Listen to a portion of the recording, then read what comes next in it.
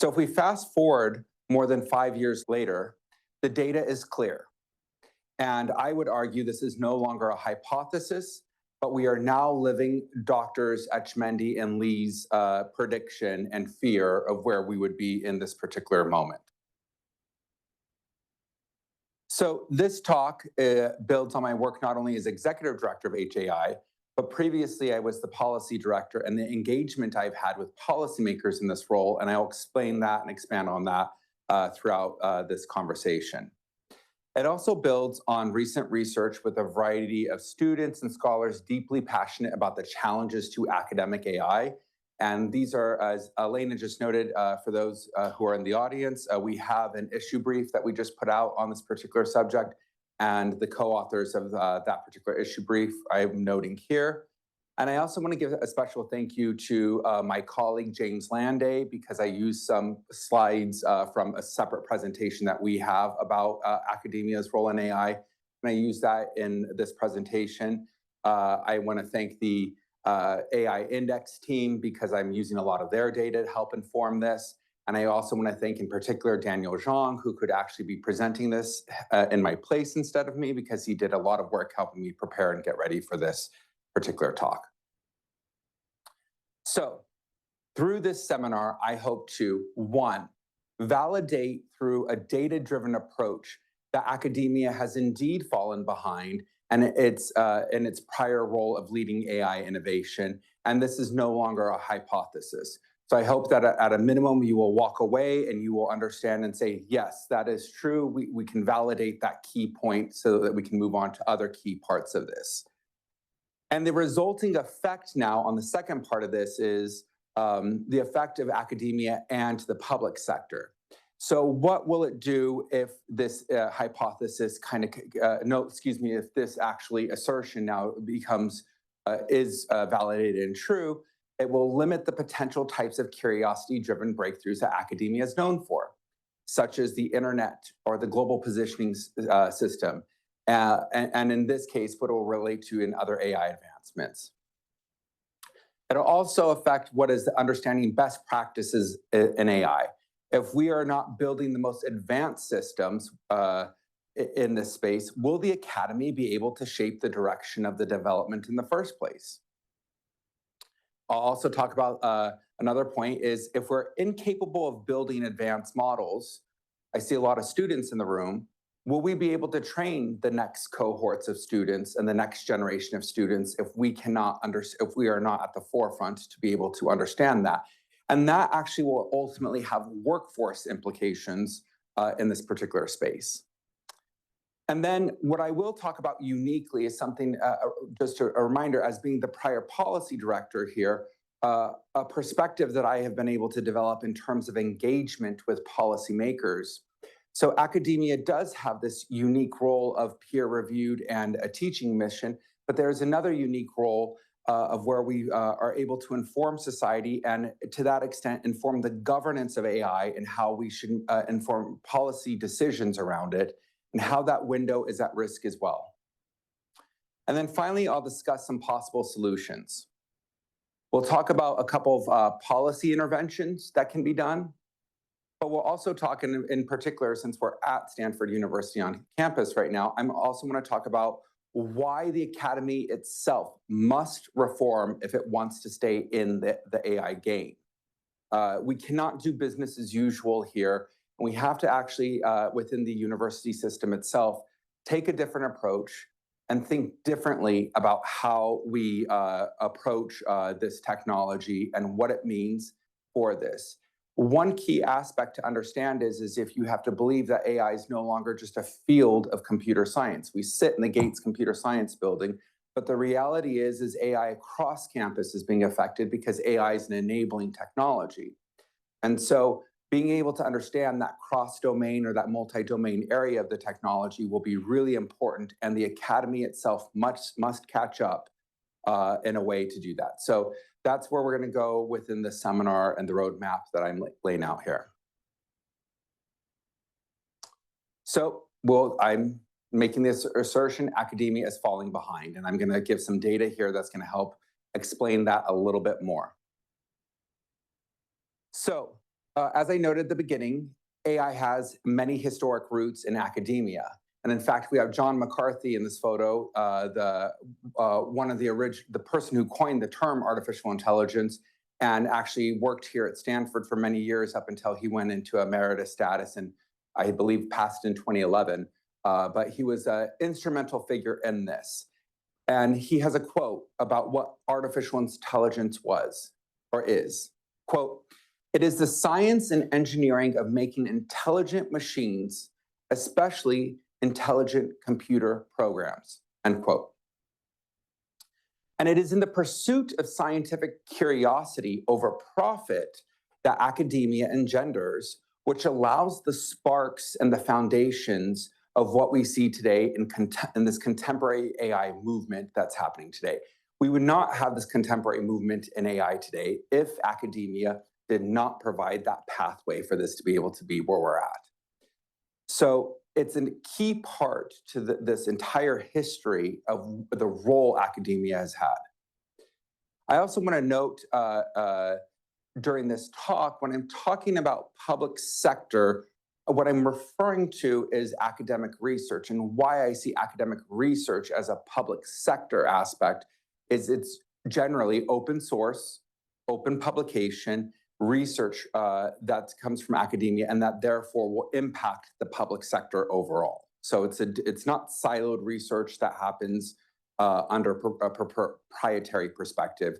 It's a completely different way. So when I'm referring to the public sector and academia's role, I'm specifically saying just by virtue of academic research, that does have a public sector impact. So one key unique fact was until about 2020, 82% of current algorithms at that time originated from academia or nonprofit institutions supported by federal funding.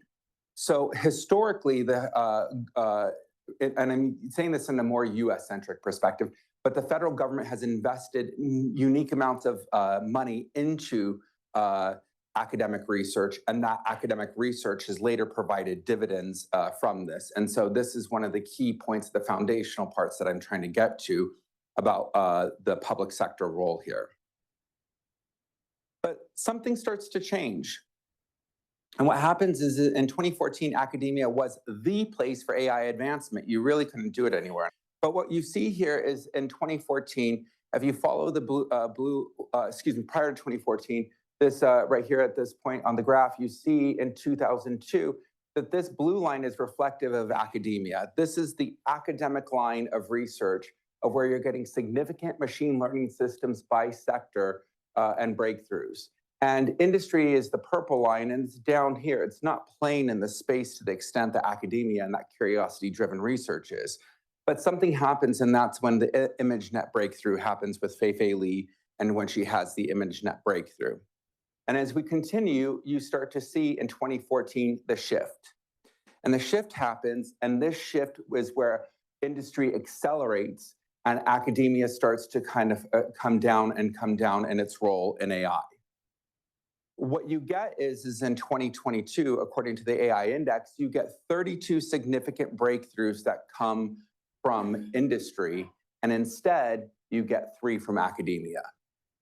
This trend continues. There's more data that we have that validates this. This is the most clear and crisp one that I can use to be able to explain that. But what you ultimately are seeing here is a complete divide from where we had in a flip. And that flip has serious implications for the future of the technology and the future of society's use of the technology. I also want to note here, which I didn't advance on the slide, but this is the AlphaGo moment. This is where DeepMind applies the game of Go, and this is where we're able to officially see that a machine can beat a human out in a particular, this being a game, but we actually see that there's a difference here with the Grandmaster in Go is defeated in this particular challenge. That's 2016. That helps explain this a little bit more as well. So there are major reasons for this, and there's a lot of important parts to understand here. One key part to understand is is it's the access to data and talent. But another part of that is the data is so large now that you need greater computational resources to be able to deliver this. So one key part that I want to note here is if you look on this side of the pink is a reflective of industry. And that's one, I just want to focus more on the pink side of this. And then if you come over to the other scale here, what you're going to see is the amount of petaflops that were used. So blue being academia on this side, 2003 to about 2012, the compute levels aren't nearly what is used now today in industry. And what that ultimately gets is the flops start going up. You start to have the petaflop count go up over time. And when we get to that petaflop moment of where they start going up and they start to throw more compute at this, you start to see a different accessibility for industry versus academia.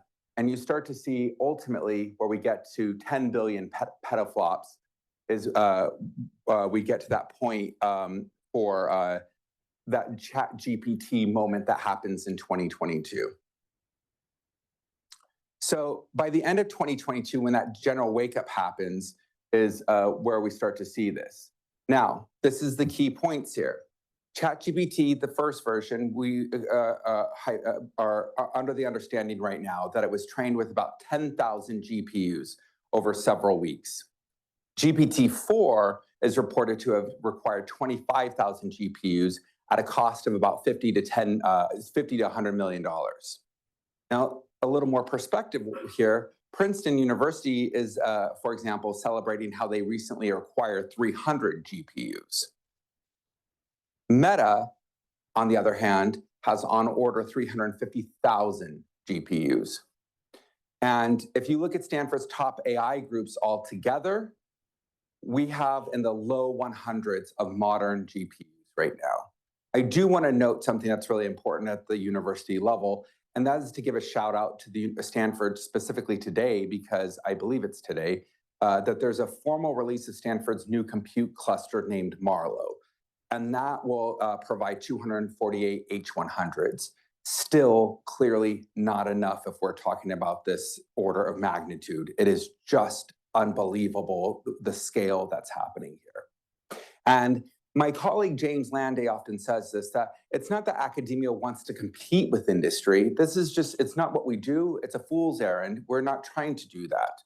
But what we need to have is an set of infrastructure and resources that are good enough so that we can research at scale where the important phenomena is happening in this particular space.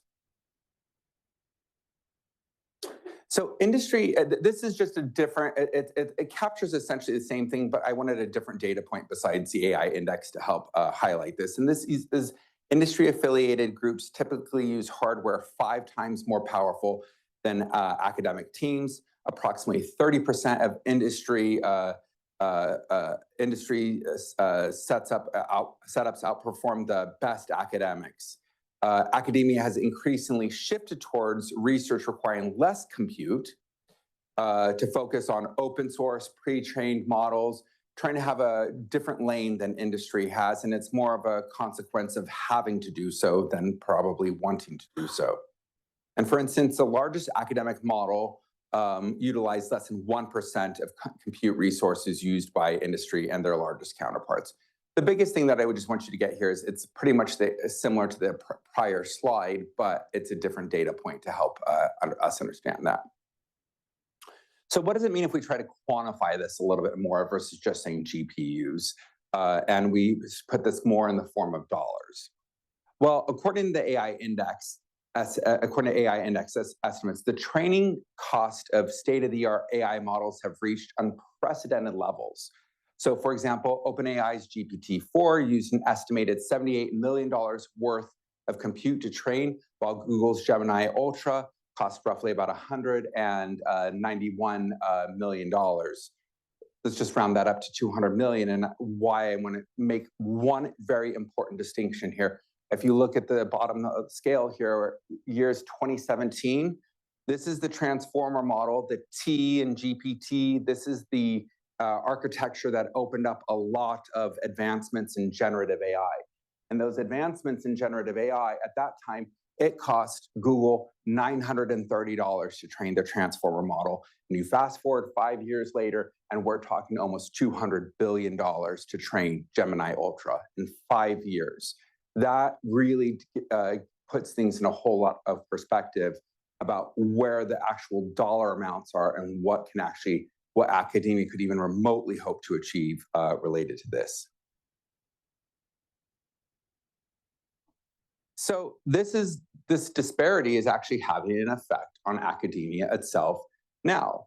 Just because, for example, some of these other industry, it's not a zero-sum game. Industry can actually have advancements in AI and significant advancements in the AI, and they should. But here's now an example of an effect on academia. In roughly 2011, the same amount of newly minted AI PhDs roughly go into industry as well as into academic roles. But you're starting to see the split, and most now AI PhDs will go into industry compared to academia. So if you look at this, the split is so significant that it's now in the last AI index, we know over 70% go into industry, less than 20% now go into academia.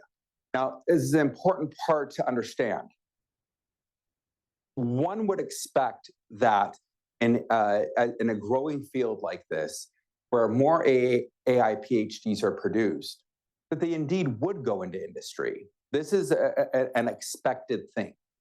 But what you would not expect is two things. One, the amount of the disparity and how significant it is here.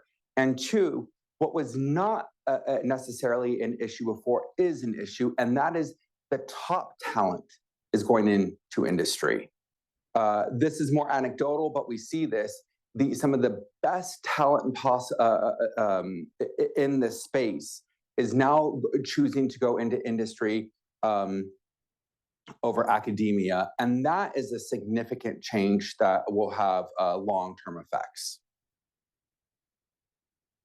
So, at this point, I hope that I've achieved my first goal of this talk, which was to confirm through data that Drs. Etchemendy and Lee's hypothesis has come to fruition. And now I plan on discussing why this has such an effect on the public writ large. It's not exclusively a problem to the academy, but now it's a societal problem.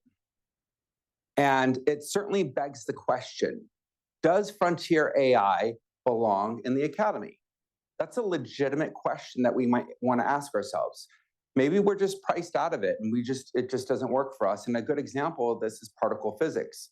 You can study the elementary parts of particle physics, but to actually do the work, you need to have access to, for example, linear accelerator, like the Stanford Linear Accelerator, which is government run, we should also note. That's a Department of Energy. We host SLAC. We do not actually own or officially runs SLAC to that extent. It's a government funded and backed and managed, for the most part, managed lab, or there's Fermi.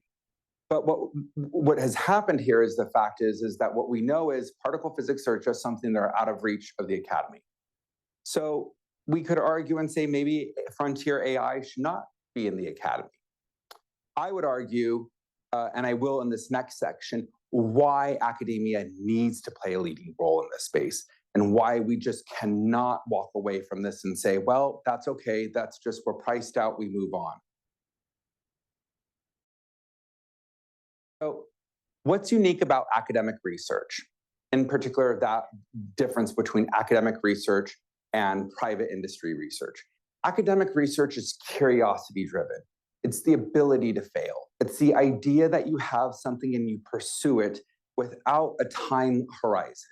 So a good example of this is GPS, the Global Positioning System.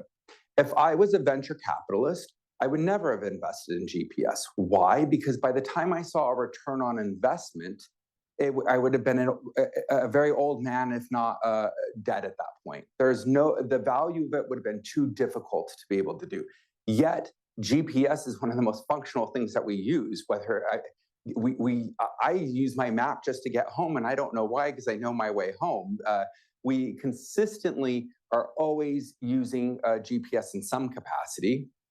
The internet is another good example of this. The internet was a federally backed academic idea of going and trying to have some type of connectivity between the people and their ability to communicate.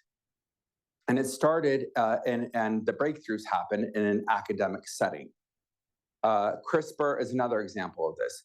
These are things that later will become commercialized in some capacity, but the idea that got us here in the first place was because of the fact that it came from that curiosity-driven research. And that is at risk. And it's also at risk to not just in AI itself, but AI-enabled areas. I think this is a really important distinction that I want to make here. It is my belief over time that AI will become so ubiquitously used that you will start using it even if you don't use it now. And what do I mean by that in terms of academic research? It's like if I told somebody in their specific field, I need you to do some impactful and important research. It needs to be at the cutting edge. You can't use the internet. It would be deeply challenged and not be able to keep up with your peers. You would not be able to inform everything if you couldn't do what were some of the basic searches. But 25, 30 years ago, people probably did not use that for their research. And instead now, it's almost a requirement. Over time, AI is going to become this enabling technology that's going to be used more in scientific discovery. We are limiting that possibility if we do not seed this technology and make it more accessible in the academic environment. So my main point what I'm getting to is the breakthroughs that you will see in this space could become more limited or not fully realized to what we would want over time. Another key part here is to train the next generation.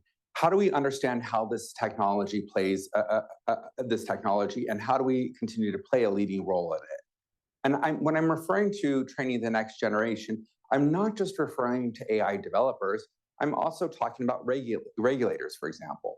How can we regulate if you don't understand the technical areas that are happening here? How can you hold companies that are building this technology accountable if you don't understand how it works? So this will, if we are not involved in this space, it will have, we will not have the workforce prepared for the frontier AI if they don't understand it. We need to be able to dissect and interrogate these models in order to teach others. So it's another key part and loss if academia is not in this space. So this graph is just essentially private companies have also ramped up their poaching of faculty and AI researchers from US computer science departments. This trend has seen an 8-fold increase since 2006, outpacing the overall growth of computer science research faculty. I do kind of allude to this in those prior slides, but one key part to understand here is it's not just about money. It is about faculty want to do bottom-up research, not top-down often. And in academia, you can do that type of research. But if you don't have the infrastructure available to you, you will not be at the cutting edge areas. You will not be able to do this. And what that means is faculty retention and recruitment is getting much more difficult. It's anecdotal, but we are seeing it ourselves even here at Stanford.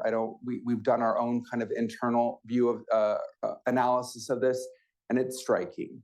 The amount of faculty that have left tenured faculty positions to go into industry instead is pretty extraordinary. And I think a future study merits whether the comparison that you would want to look at for other fields in academia to see if it is as significant as we see, but I see it as very significant at this point. My main point is keeping frontier AI research at the university keeps faculty able here to do this type of research. This is another important part, and this is one I'm going to spend just a little bit more time. I'm using this as an example of research that we've done here at HAI and the Center for Research on Foundation Models. to explain a little bit more about the unique role that academia has and what its impact is on the governance of the technology itself. And so what this particular graph represents is research that we did for the EU AI Act. In the EU AI Act, the parliamentarian version was being worked on, and it was released. And we knew that there were going to be no more amendments put into the EU AI Act at this point, and that what we did is we went and took and looked at this particular parliamentarian version of it, and we benchmarked the foundation model providers against the draft requirements that were here. So here you see the draft requirements that we're talking about. And then what we did is, from the data that we could get, the openly available data, we went and benchmarked foundation model providers. Now, what's significant about this? What it did is we were able to have a huge impact on policy. What was that impact? The impact was, one, it sent a message to the foundation model providers that had that law passed, that version of the law passed in that form, no foundation model provider would be compliant in that state. The next important key part here is that of all of the foundation model providers that we were able to sit and benchmark against these particular provisions, the worst, we weren't trying to make this a competition, we just wanted to understand this, but the worst performing one was the only EU company that we could score on there. That had a huge impact on the policy decisions that were to come from this. And the EU AI Act later went through numerous amendments that actually made it much better in many respects to be able to deal with this particular data and information. This is an important societal role that academia has that goes beyond its just basic research and basic teaching mission, but instead an informing society so that we make the best choices in the governance of this technology. And now that this technology is being embedded throughout society, it is a key important factor in this. This is, as my prior role as policy director, I can give anecdotal evidence of where I saw numerous people, government officials, misinformed about the technology. And it's not until we are able to do rigorous research and prove to them and inform them that that was not the best approach they could have taken, and that there are many other options or opportunities that they could have applied here, and they made better decisions in this space. However, this is getting harder and harder for us to do. This is getting harder for us because of the fact that companies, for one, don't publish like they used to. AI research from industry used to actually be much more open. But now we're talking about a very competitive environment and trade secrets that the publication rates have gone down. The transparency for some companies have gone down. It's much, much more difficult. And if we're not building these things at a semi-comparative level within academia to industry, we are risking that ability to inform the decision makers in this particular space.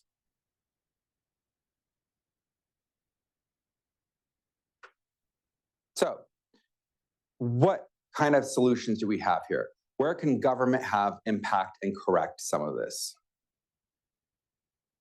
So I repurposed this slide from my colleague and high senior fellow, Dan Ho. And essentially what he uses this to explain this is the power of public-private partnerships and what can actually come from this. So in 1946, there was a pressing concern at the time related to millions of veterans returning home from overseas. And VA hospitals were at risk of being completely overwhelmed by the demand for the care. So in response, a group of forward-thinking lawyers drafted a concise 4-page memo that laid out a legal framework enabling academic medical schools to partner with VA hospital units. The result, a transformative collaboration that became a cornerstone of modern medical education and healthcare. The vast majority of medical schools across the country established relationships with VA hospitals, Stanford being one of them. And today this partnership endures. 70% of VA physicians hold university faculty appointments, a testament to the strength of this particular model. And these collaborations have empowered a wave of post-World War II medical innovations, including the development of the pacemaker and the CT scan, technologies that have saved countless lives. This history serves as a powerful example of how academia can partner with government and address public sector challenges, driving both innovation and impact. Another key area that we've talked about, and actually this does come, the initial idea comes from Drs. Lee and Etchemendy in response to that hypothesis that we had, is the National AI Research Resource. And what this is essentially is the federal government will provide computational resources to academia, as well as data resources, so that we can do similar research here at a level that we wouldn't be able to do elsewhere. Now, the reality is are elite universities like Stanford going to benefit from this to some degree? Yes. But what we need to think about is more broadening and spreading this out to other universities that would not have the means or be able to have access to computational resources to that extent. And there you could see more smaller models or smaller use of compute that would be significantly beneficial. But even compute is expensive. We can burn through it very quickly here too. So important part is to create an infrastructure of data, compute, and test beds that the federal government is able to utilize, and what they're able to do, the federal government is able to provide, and what that opens up the door for is more access and academic access. The UK has also done government infrastructure investments as well. But what we're essentially seeing here is the government stepping in to subsidize and provide a pathway forward to be able to do this. There is the President Biden's executive order calls for a pilot on for a national AI research resource. This pilot is actually already doing important projects and interesting things. I believe 3 of the projects actually do come from Stanford. Whether from healthcare to understanding space and physics, it's now the pilot is in play right now. What is not in play yet is the actual full codified part of this in what's called the Create AI Act for that. Another key part here is understanding and establishing areas of where we can have multilateral or groups of researchers together. So think of like a CERN for academic research, where we can have collective breakthroughs supported by government investment. And through this, and there's ideas with the Department of Energy, there's international ideas, but ultimately what we would be able to do is create an area where academics could do these type of scientific breakthroughs, understand the norms that get established in the space, try to have the most human-centered AI approach that we could have towards this technology, and apply it and utilize it elsewhere. I'm going to kind of rush through a little bit because I'm going a little bit too slow. One important part here, though, is that government alone will not save the academy. We need to be introspective here. We need to start looking and saying, is the way we do business, is this the best way that could be done for this particular area? So academia depend on external resources to save its role in AI, and significant investments need to be made. And yes, privileged universities like Stanford will be able to have a much easier time doing this maybe than other universities, but putting in that amount of investment is deeply needed in order to effectively make a change here. But it goes beyond investment, and I'll explain why. So we see signs from HI's early work that with our push for an interdisciplinary approach, the best AI research will come from a team science model. However, to truly reach the potential for team science, we need to remove the barriers and provide the necessary resources. So the university structure is simply not set up to deliver these types of team science discoveries. The challenge of talent recruitment and retention is significant, combined with a dearth of compute, data, and physical space, along with extraordinarily slow bureaucracy that comes sometimes in academia, makes this type of research nearly impossible with the predominant academic model.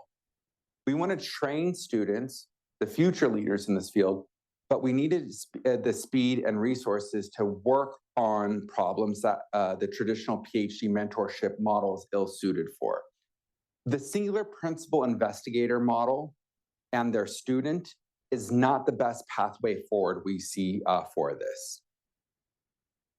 And so AI is providing an opportunity to address big questions, such as curing cancer, to understanding what human intelligence truly is. But to address these questions, we need team science that requires big resources and moves at the Silicon Valley pace. This does not work under the current academic structures. So for example, when DeepMind applied a team science approach, it unlocked protein folding, the protein folding model AlphaFold, that ultimately will help us battle disease, have targeted drug discovery. There's a whole lot of possibility that will come from that.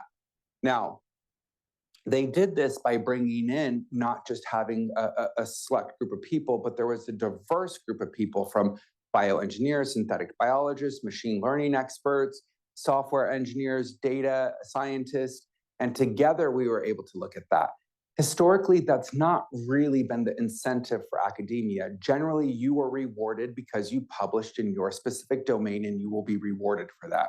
We need to rethink that model. We need to find ways of an incentive structure that's going to allow for interdisciplinary research to thrive and to do much better in this particular space.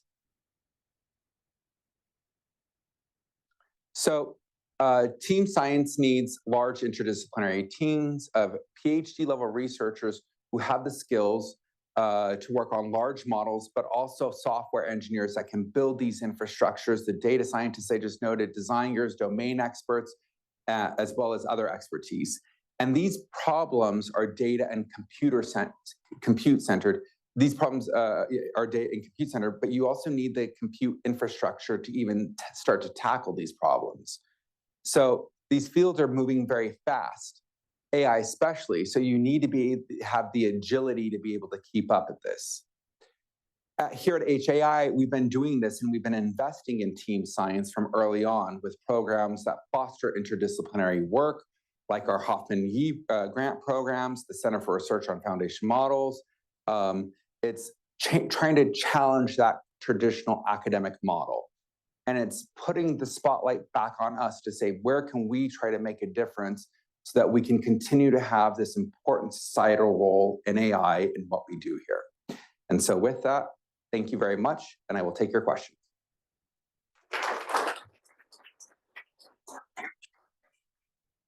I'm presuming we have roving mics in here. So.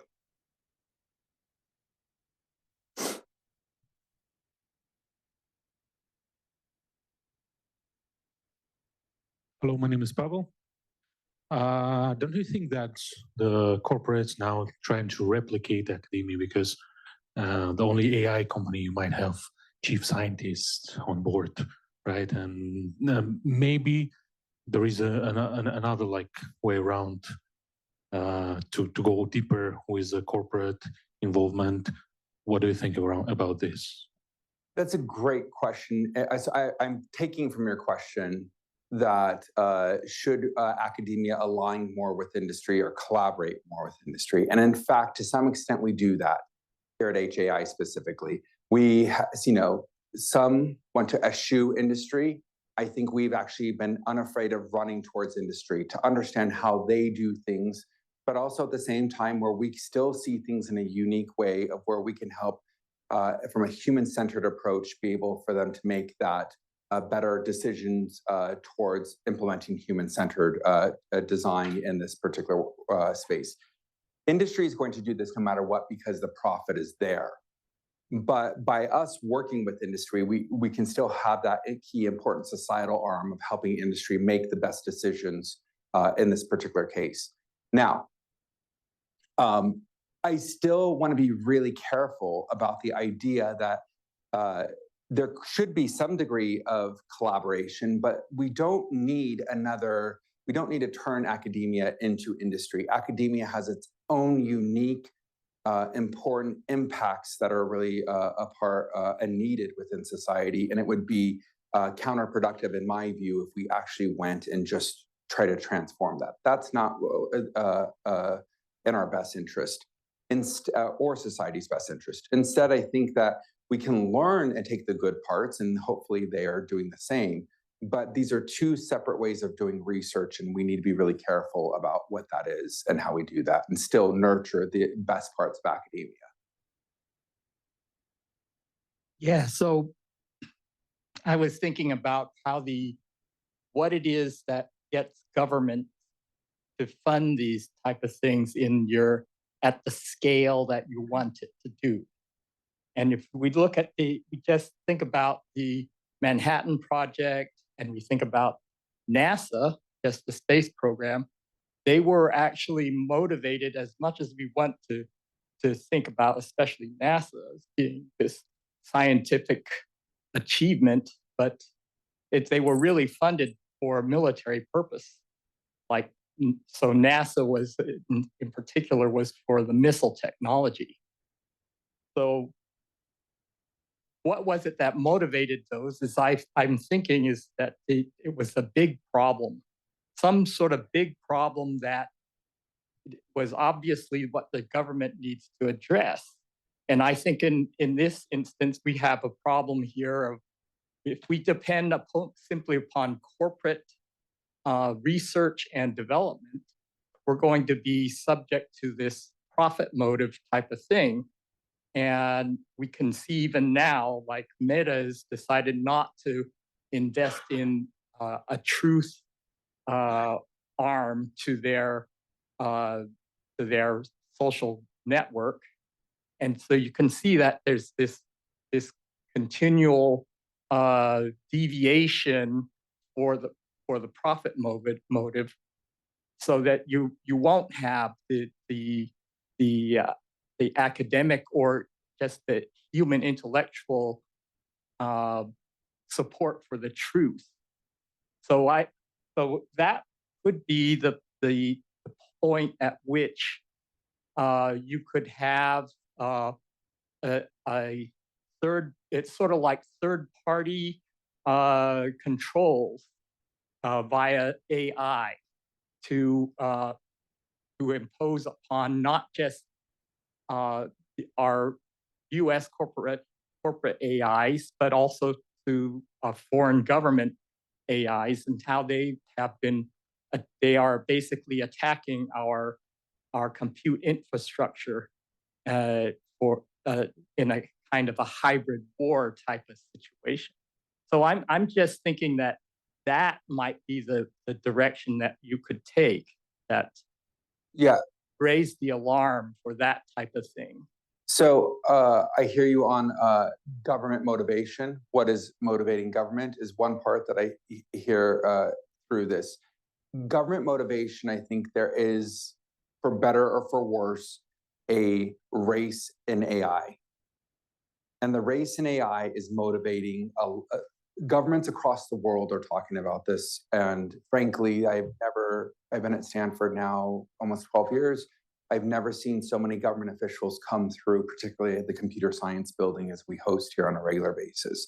Governments deeply care about this technology and the future of this technology, and want to be a leader in this space.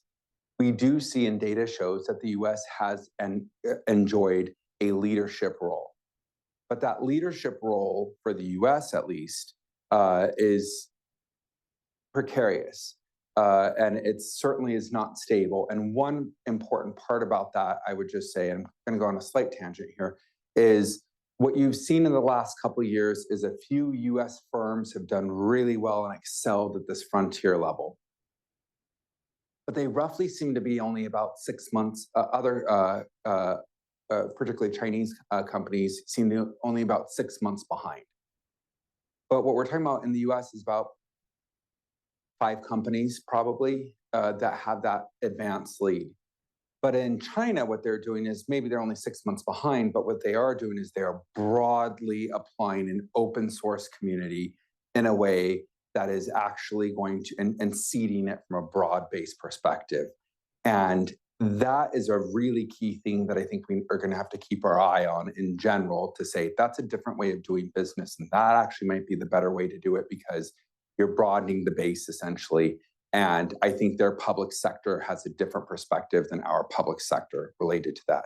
Now, your question on, so that is a motivating factor, I guess, for US investment or international investment, is that race towards being the leader or maintaining that leadership in AI. So there is interest in government in this particular space, and unique interest, and it's changed rapidly and fast.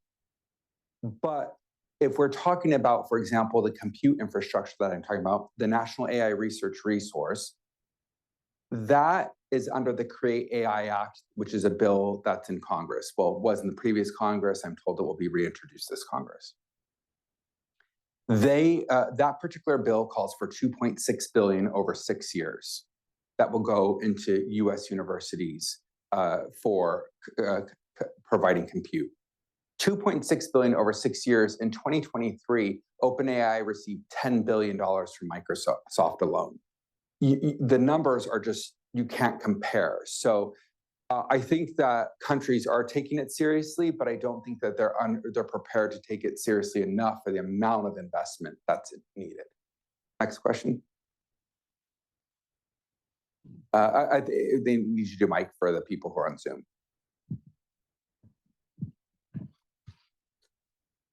There's already existing national centers for supercomputing. Right. If you consider reusing them? They're part of the National AI Research Resource in the pilot. So Oak Ridge, others are being used for this as well.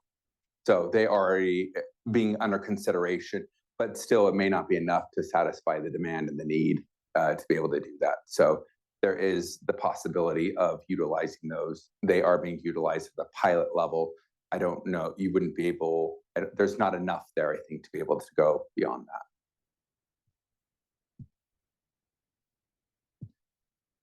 I was really interested in the discussion around the role of government as well. I mean, this is all framed as public sector AI, and there's a focus obviously on academia's role, but clearly government is part of that as well. And so I'm curious about your thoughts on, to go a little bit further with your thoughts on the role of government in the AI sector. You know, beyond just perhaps funding, we've talked a lot about, you know, federal government as funding academic research, but what do you see as the larger role of government in this public sector AI and the collaboration with academia? When you showed the slide and the chart with like 70% of AI PhDs going into industry, 20% staying in academia, and less than 1% going into government, does that concern you? And what do you think is behind that? And how is there a collaboration if, you know, academia is serving more as a pipeline going into industry rather than into government? Yeah, so absolutely. I just pulled that. I don't know if we can put that slide back up if it's possible, but just for others to see that. And I'm glad you did that, because as you're mentioning that, I pulled that slide up on the keyboard here. Yes, it is a huge challenge. What you do have is a dearth of talent. This is what we're all fighting over, talent in this particular space. And the talent is not necessarily going into government. So as he's just mentioned to everyone to see this, you do have that 70% line, you have the academic line, and then you have less than 1% going into government. And so government labs are an important part of what we do and the entire research community, and it's a key part. A lot of those breakthroughs I talked about were federally funded academic research, and that's that partnership. It is a concern. It's a concern from a variety of perspectives. I heard at one point the comment of a third party perspective, academia right now, I think, is that third-party perspective. And one problem is this government doesn't have an internal perspective, because who's going to tell them how some of this works, given the limiting factors that they have? So indeed, we want to see more people go into government. We want to see more robust access. But I have to be candid with you. We have sent people into government, and they have, we had somebody, we encouraged them to go into government. We encouraged public service, and they could only get access. They couldn't even get access to one GPU to be able to do any of the work. So as much as we're talking about how academia needs to reform, government certainly will need to reform and find ways to make it more hospitable to be able to do this type of research there in the first place. I think another key and an important area to note is a program that we even have here within HAI. We we do this, it's run by our policy team. We have technical grad students who generally had to have no understanding or a pathway to public service. And what we do is we have them take a quarter course here, almost a survivalist way of how to write a policy memo, how to do a lot of this. And we're not trying to speak to the political science students across campus who, or policy students who already know how to do this. We're trying to talk to the technical students, because outside of this building, what you'll see is, particularly at the beginning of every academic year, Meta, Apple, Google, all of them will be preparing pathways for them and providing lunches and say, come work with us. And it's only seen as the only pathway. We have tried really hard to provide an entire new pathway and encourage technical students to go in. And what we do is they take this quarter course, and then after that quarter course, they go and serve in the US government in some capacity for a summer. And that includes whether that's been Health and Human Services, to the Senate, to the House, the White House, bipartisan, Republican, Democrat. We spend a lot of time working on that. So we ourselves are trying to invest in that. And if there's any technical students in the room that are interested, Drew back there will be able to answer any questions related to that. More questions? There we go. We'll hop over to Slido real quick. Oh, okay. Great. So one of our folks has asked, some are predicting that jobs of the future and generating knowledge and know-how will not necessarily require advanced or even academic degrees, full stop. How should academic institutions be reimagining the research agenda and how we think about preparations for the workforce of the future?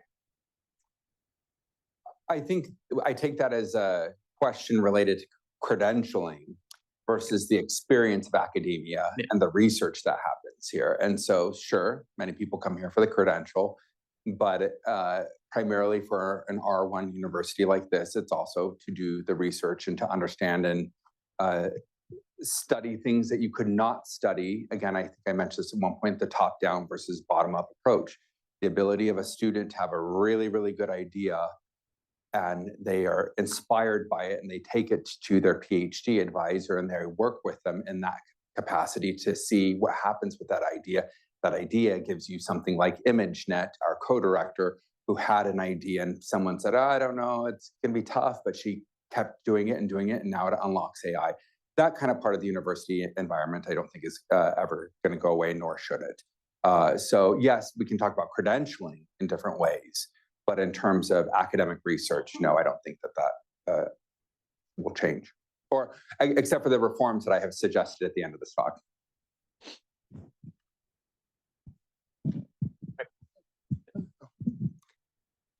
Great talk. Thank you. There's a lot of focus on LLM, and of course, they're extremely high cost. I mean, I don't have the answer, but could there be areas of research that don't require LLM, but really could push AI, where the academy could invest and start seeding some new thing? Any thoughts along those lines? Yeah, so first I will say, one reason I think LLMs are so in vogue, though, is because these big companies we've over-indexed on the LLM conversation. And when we think of AI, and a lot of people in the public think of AI, what I often hear is much more towards LLMs, less towards diffusion models or any of these other key areas of research that are really important.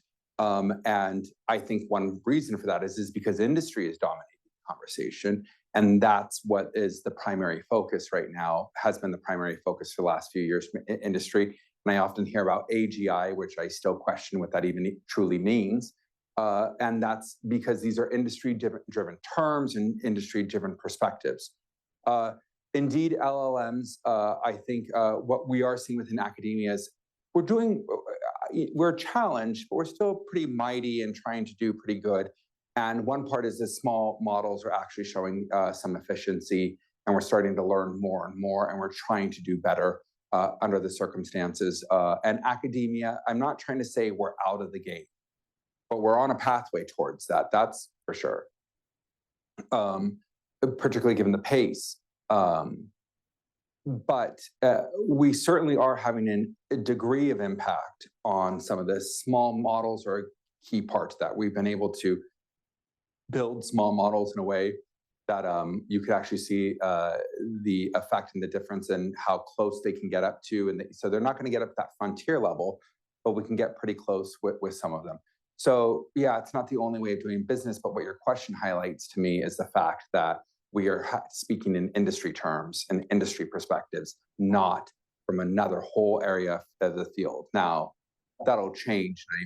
You're hearing more this year about agentic AI or things like that because industry is driving that, a lot of that, and the tool use aspects of AI. Okay, thank you, everyone.